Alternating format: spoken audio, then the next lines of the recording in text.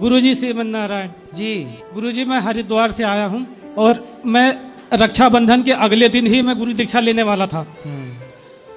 उस दिन ही मेरे बेटे का मर्डर हो गया। किसने मार दिया? वो एक लड़की से प्यार करता था गुरुजी। वो स्कूल में पढ़ती थी तो वहाँ दोस्ती हो गई और वो शादी करने की बात भी आ गई थी। हमने 2 बार उनके माँ बाप को घर पे बुला के शादी करने का आश्वासन दे दिया। लड़की 17 साल की थी तो हमने कहा था उसके बाद में जब 18 साल की हो जाएगी जब हम करेंगे, हम किसी कानूनी प्रक्रिया में फंसना नहीं चाहते। फिर वो लड़की ना 3 लड़कों से उसकी और सेटिंग थी वहाँ, मतलब मेरठ मुजफ्फरनगर के साइड की। तो उन्हें वहां ले जाके रक्षाबंधन वाले दिन वहां नहर में मार के फेंक। तो जब प्यार करती थी उससे तो उसे मार काहे डाला?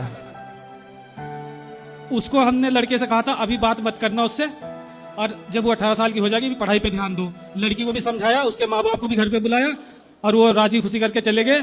उसका बाप भी कह के गया था कि अगर ये नहीं मानेंगे तो इसे ऐसा सबक सिखाऊंगा कि ये जिंदगी में याद रखेगा। और उसका बाप जो है ना क्रिमिनल केस लड़ता है, तो उसको पुलिस ने अंदर नहीं बंद किया और जो मुजरिम थे उनको सबको पकड़ के बंद कर दिया।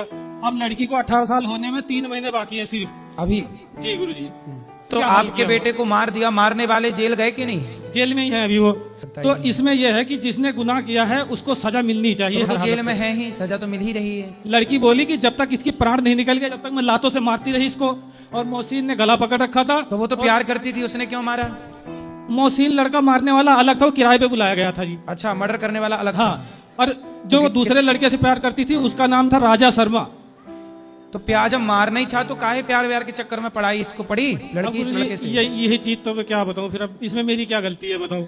इसमें आपकी गलती नहीं है, आप चिंता ना करो। ये देखो, अच्छे आपके ये जो नहर में मार के फेंक दिया, 5 दिन के बाद बॉडी मिली।